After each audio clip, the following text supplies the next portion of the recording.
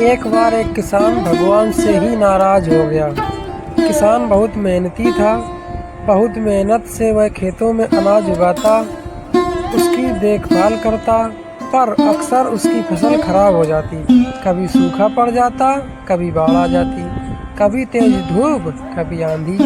कोई न कोई कारण बन ही जाता, उसकी फसल खराब हो जाती। एक दिन वह किसान गुस्से में आसमान की ओर देखकर भगवान से कहा, हे ईश्वर, आपको लोग सर्वज्ञता मानते हैं कि आप सब जानते हैं।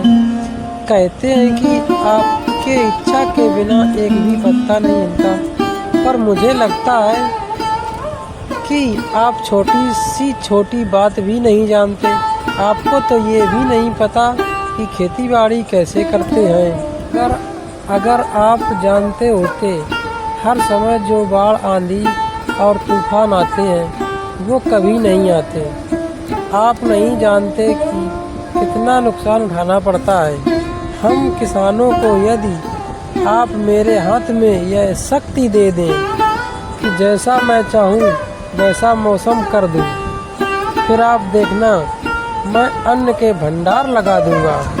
भगवान इस किसान के तीखे वाक्य सुनकर मुस्कुरा रहे थे और वह किसान के सामने प्रकट होकर बोले, मैं आज से तुझे यह शक्ति देता हूँ कि तुम अपने खेतों पर तुम्हारी जैसी इच्छा ही तुम वैसा मौसम कर दोगे। मैं बिल्कुल दखल नहीं दूंगा, तुम्हारी इच्छा से सब कुछ होगा।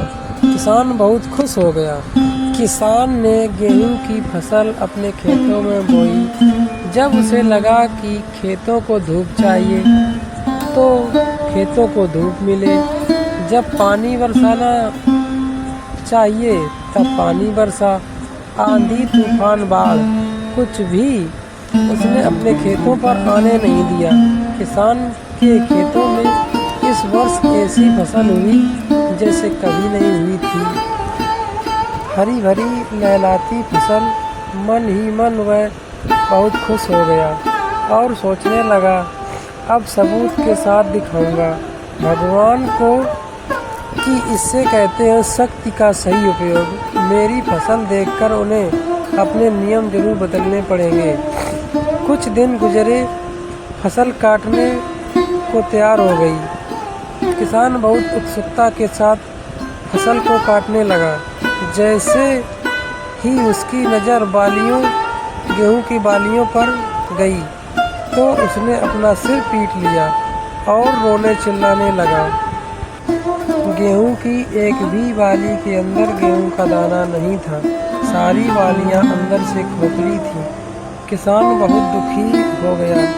उसने भगवान को रोते हुए फिर पुकारा, हे प्रभु, तुमने ये मेरे साथ क्या किया? क्या तुमने मुझे कोई सजा दी है? भगवान बोले, पुत्र, ये तो होना ही था। तुमने पौधों को संघर्ष करने का मौका ही कहाँ दिया। ना तो तुमने उन्हें आंधियों से जूझने दिया, ना तेज बारिश से सहने दिया और ना ही धूप से तपने दिया। एक भी चुनौती का सामना तुमने उन्हें नहीं करने दिया। इसलिए सारे पौधे अंदर से खोखले हो गए।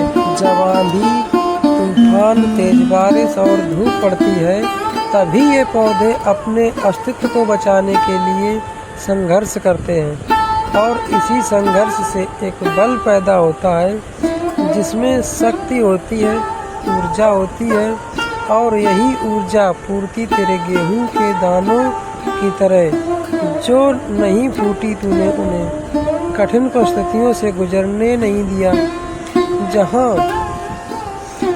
उनके अस्तित्व का जन्म होता है। सारी बालियां इसीलिए खाली है, इसमें एक भी गेहूं का दाना इसीलिए नहीं है क्योंकि तुमने अपने पौधों को संघर्ष कराया ही नहीं। याद रखिए, विपरीत परिस्थितियाँ, चुनौतियाँ, समस्याएं हमें और अधिक निखारती हैं। यदि जीवन में कठिन परिस्थितियाँ और चुनौतियाँ आए तो घबराना नहीं बल्कि सामना करना, विश्वास करना कि आप और अधिक निखर जाओगे। और अधिक मजबूत बन जाओगे।